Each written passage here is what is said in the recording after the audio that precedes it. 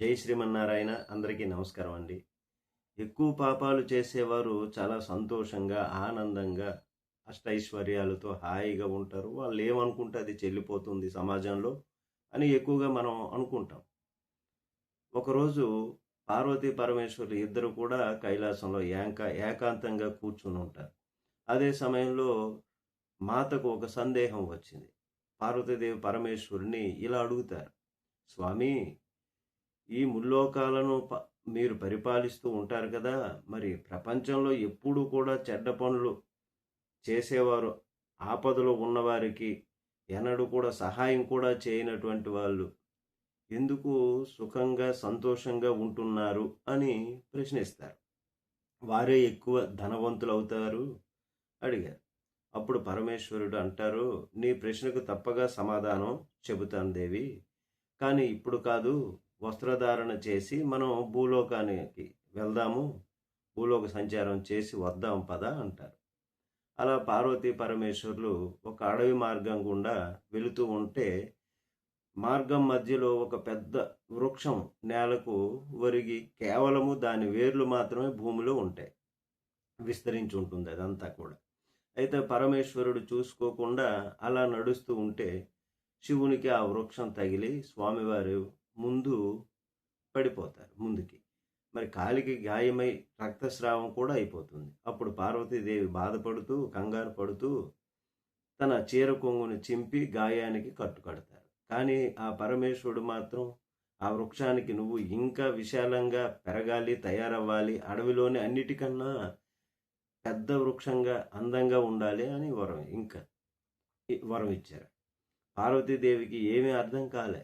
అదేంటి స్వామి, ఈ వృక్షం వలన మీకు అంత పెద్ద గాయమైంది, మీరు ఈ వృక్షానికి ఇంకా ఎందుకు సహాయం చేస్తున్నారు, పైగా అన్ని వృక్షాల కన్నా ఇంకా పెద్దగా అవమని కూడా దీవించేస్తున్నారు కదా అంటున్నారు. మరి మీ లీలలు ఏమిటో నాకు అర్థం కావడం లేదు స్వామి అని అంటారు. అప్పుడు ఈ ప్రశ్నకు నేను తప్పక సమాధానం చెబుతాను దేవి, ఇప్పుడు మాత్రం మనం తిరిగి కైలాసానికి వెళ్ళిపోదాము అంటారు. అయితే పరమేశ్వరుడు పార్వతీదేవి ఇద్దరు కైలాసానికి తిరిగి ప్రయాణం అయిపోయారు. పార్వతీదేవికి మాత్రం భూలోకంలో జరిగిన దాని గురించి ఆలోచిస్తూ, స్వామి ఎందుకు ఆ విరిగిన వృక్షానికి అడవిలోనే అన్నింటికన్నా పెద్ద వృక్షంగా ఎదగమని వరాన్ని ఇచ్చారు, అదే ఆలోచిస్తూ ఉండబెట్టలేక మరలా పార్వతీదేవి స్వామివారి వద్దకు వెళ్ళి అదే సందేహాన్ని అడుగుతారు. ఈ ప్రపంచంలో పాపాత్ములు అయిన మనుషులు, దుష్ట స్వభావం కలిగినటువంటి మనుషులు, వీరెందుకు ఎప్పుడు కూడా సంతోషంగా ఉంటారు, సుఖవంతమైనటువంటి జీవితాన్ని సుఖంగా హాయిగా ఆనందంగా గడుపుతారు అని పార్వతీదేవి స్వామిని ప్రశ్నిస్తుంది. మళ్ళీ మీ ప్రశ్నకు సమాధానం చెప్పడానికి ఇంకా కొంత సమయం పడుతుంది దేవి అని శివుడు అంటారు. అయితే విరిగిపోయిన వృక్షం చాలా పెద్దగా అవ్వాలని పరమేశ్వరుడు వరం ఇచ్చాడు కదా, ఆ వృక్షం అతి కొద్ది రోజుల్లోనే అడవిలోనే పెద్ద వృక్షంగా తయారైపోయింది. ఆ వృక్షం ఎదురుగా అడవిలో ఉన్నటువంటి ప్రతి వృక్షం కూడా చిన్నదిగా కనిపిస్తుంది. మనుషులు ఎలా ఉన్నారు అంటే తమ దుష్ట స్వభావాన్ని వారు వదులుకోలేకపోతున్నారు కదా, మరి వారి చెడ్డ అలవాటులను వారు వదులుకోవడం లేదు. తమ నీచతత్వాన్ని కూడా వారు చనిపోయేంత వరకు కూడా విడిచిపెట్టడం లేదు. చెరుకులోని గుణం ఏమిటి? తీయదనమే కదా. మరి అది అందరికీ తెలుసు. చెరుకు ఎప్పుడూ కూడా తనలో ఉన్నటువంటి తీయదనాన్ని ఎలా వదలదో, అలాగే మామిడిలోని గుణం ఏమిటి? పులుపు. దాన్ని కూడా అది ఎప్పుడూ కూడా వదలదు. అలాగే చెడ్డ మనుషులు కూడా తమ అలవాట్లను వదలలేరు. ఈ విధంగా చెడ్డ పనులు చేసేటటువంటి వారు, అత్యాచారాలు చేసేవారు, వారి స్వభావాన్ని, వారు చేసే కర్మలను కూడా వారు వదలలేరు. ఈ విధంగా ఉంటారు చెడు ప్రవర్తన కలిగినటువంటి వాళ్ళు. అలాగే ఆ వృక్షం అంత విశాలంగా తయారైంది కదా, అప్పుడు కూడా అది దాని స్వభావాన్ని వదలలేదు. ఇదే విధంగా మరి ఏ రోజు పక్షులకు తను ఆశ్రయం ఇచ్చేది కాదు, గూడు కట్టుకోవాలంటే గూడు కట్టుకొనిచ్చేది కాదు. పరమేశ్వరుడు ఈ ముల్లోకాలకు దేవుడు. ఆయన అన్నీ చూస్తూనే ఉంటాడు కదా, అంతటా ఇంతటా అని లేదు కదా, అంతటా ఉంటారు ఆయన. వసంత ఋతువు రానే వచ్చింది, కొత్త కొత్త చిగుర్లు వేస్తూ ఆ వృక్షం చాలా పచ్చగా, అందంగా, పెద్దగా తయారైపోయింది. ఇంకా అహంకారం పెరిగిపోయింది. అహంకారంతో ఇలానే ఆకాశంలో ఎగిసిపోయి ఉంటుంది. మరి ఆ పూర్తి అడవిలోనే ఆ వృక్షం కన్నా అందమైన వృక్షం మరొకటి లేదు. ఎందుకంటే పరమేశ్వరుడు ఆ వృక్షానికి అలాంటి వరాలు ఇచ్చాడాయన. అందువలనే దాని అహంకారం ఆకాశమంత ఎత్తుకు ఎగిసిపడింది.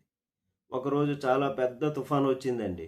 అడవుల్లో వృక్షాలన్నీ కూడా విరిగిపోవడం ప్రారంభమయ్యాయి. పరమేశ్వరుడు వరం పొందినటువంటి వృక్షం ఇది కూడా చాలా పెద్దది కదా, పెద్దదిగా ఉండడం వలన ఆ తుఫానుకు తనను తాను రక్షించుకోలేకపోయింది. ఆ తుఫాను దెబ్బకు ఆ వృక్షం, మహావృక్షం నేలకు ఒరిగిపోయింది. ఆ వృక్షం పడిపోయిన తరువాత తుఫాను ఆగిపోయింది. ఒకరోజు పార్వతి పరమేశ్వరులు ఇద్దరు మరల భూలోక సంచారం కోసం భూలోకానికి వచ్చారు. అదే మార్గం గుండా వెళ్తూ ఉన్నారు. అప్పుడు పార్వతీదేవి తన ప్రశ్నలకు సమాధానం తెలుసుకోవాలని, స్వామి మీరు నా ప్రశ్నలకు సమాధానం ఎప్పుడు చెప్తారు అని అడిగారు. అప్పుడు స్వామి, పద పార్వతి, మార్గమధ్యంలో నీ ప్రశ్నకు సమాధానం తప్పకుండా కూడా దొరుకుతోంది అని స్వామి అంటారు. మరి అలా వెళ్తుంటే వారికి ఆ మార్గమధ్యంలో ఆ విరిగినటువంటి పెద్ద వృక్షం కనిపిస్తుంది. అది చూసినటువంటి అమ్మ, స్వామి మీ లీలలు ఎంత విచిత్రమైనవి, ఇది ఎంత సుందరమైనటువంటి వృక్షము, ఎంత పెద్ద వృక్షము, ఈ వృక్షంతో సమానమైనటువంటి వృక్షము ఈ అడవిలో మరొకటి లేదు కదా, అన్నిటికంటే పెద్దగా ఉంది, అన్నిటికంటే అందంగా ఉంది. ఈ వృక్షం నిలబడి ఉన్నట్లయితే ఇది ఎంత అందంగా ఉంటుంది. ఈ వృక్షాన్ని చూడండి, వేళ్లతో సహా మొత్తం నేలకు ఒరిగిపోయింది. దీనికి గల కారణం ఏమిటి స్వామి అని పార్వతి దేవి పరమేశ్వరుని అడుగుతారు. అప్పుడు పరమశివుడు అమ్మతో, పార్వతీదేవితో చెబుతారు, దేవి, ఈ విరిగిపోయినటువంటి వృక్షం కొంత కాలం క్రితం మనం ఈ మార్గమధ్యం గుండా వెళ్తున్నప్పుడు నా కాలికి దెబ్బ తగిలింది కదా, చాలా పెద్ద గాయమైంది కూడా. ఈ వృక్షమే ఇది. కానీ నేను ఆ సమయంలో ఈ వృక్షానికి ఏం వరం ఇచ్చానో నీకు గుర్తుందిగా. ఈ వృక్షానికి చాలా పెద్దగా ఎదగమని వరం ఇచ్చాను. అప్పుడు నేను వృక్షాన్ని తీసి పారేయాలంటే నేను చాలా కష్టపడాల్సి వచ్చేది, అవునా?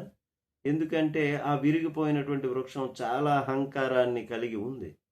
అందువల్లే ఈ వృక్షం నాశనం చేయటం నా ఆవశ్యకత.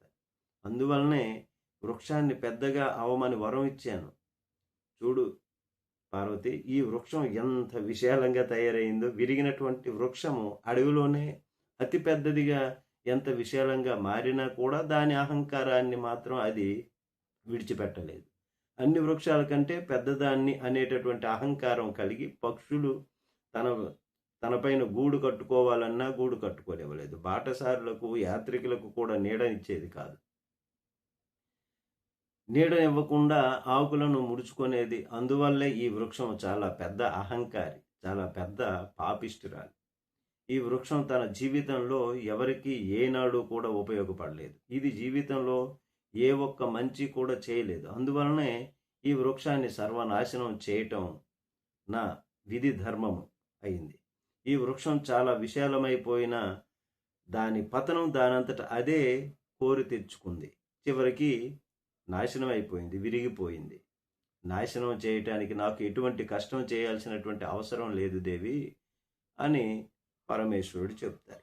ఎవరైతే దుష్ట వ్యక్తులు, దుష్ట స్వభావం కలిగినటువంటి వాళ్ళు ఉంటారో వారు కొంతకాలమే సంతోషంగా ఉంటారు, ధనవంతులుగా ఉంటారు, బలవంతులుగా ఉంటారు, ఎదుగుతారు, సుఖవంతమైన జీవితాన్ని కూడా గడుపుతారు.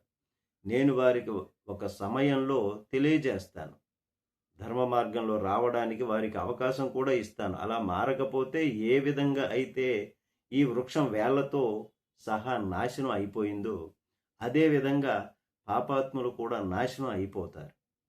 ఈ వృక్షానికి అవకాశం ఇచ్చినా కూడా ఈ వృక్షం తనలో ఎటువంటి మార్పు తెచ్చుకోలేదు.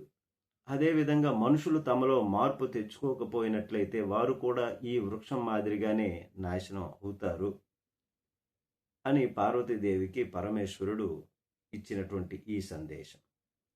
అప్పుడు పార్వతీదేవి అంటుంది, స్వామి, ఈ మూడు లోకాలకు నాథుడు మీరు, మీ లీలలు నాకు అసలు అర్థం కాలేదు. మీరు ఇచ్చినటువంటి వరంలో ఇంత అంతరార్థం ఉందా అని ఇప్పుడు నాకు అది అర్థమైంది. అప్పుడు నాకు తెలియలేదు. అదేవిధంగా పాపాత్ములు వినాశనం తమ చేతుల్లోనే ఉంది. రాముడు పేరు ప్రతి ఒక్కరూ వినే ఉంటారు కదా. రామాయణంలో రావణుడు 3 లోకాలు తన జ్ఞానంతో గెలిచాడు. కానీ తన మృత్యువును తనే స్వయంగా కోరి తెచ్చుకున్నాడు. రావణుడు మరణించినప్పుడు ఏడవడానికి మండోదరి తప్ప ఎవరూ లేరక్కడ. ఈ ప్రపంచంలో మనుషులు అహంకారంతో మునిగిపోయి ఉన్నారు. అహంకారంతో ఎదుటివారి మనసులను నొప్పిస్తున్నారు.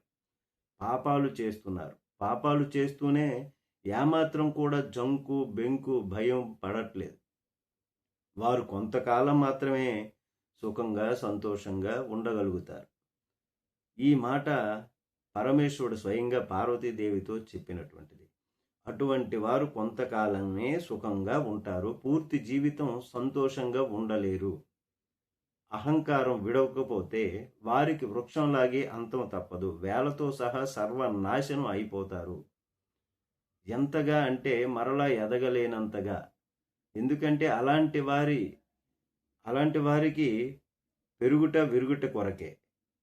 అందుకే మన పురాణాలు చెబుతాయి, నీకు ఉన్నంత దానిలో లేని వారికి సహాయం చేయమని, ఆపదలో ఉన్నవారిని ఆదుకోమని. అప్పుడే దైవానుగ్రహము మన మీద ఎప్పుడు కూడా ఉంటుంది. సర్వే జన సుఖినో భవంతు. అందరికీ నమస్కారం అండి. ఒక లైక్ చేయండి. జై శ్రీమన్నారాయణ అని కామెంట్ చేయండి.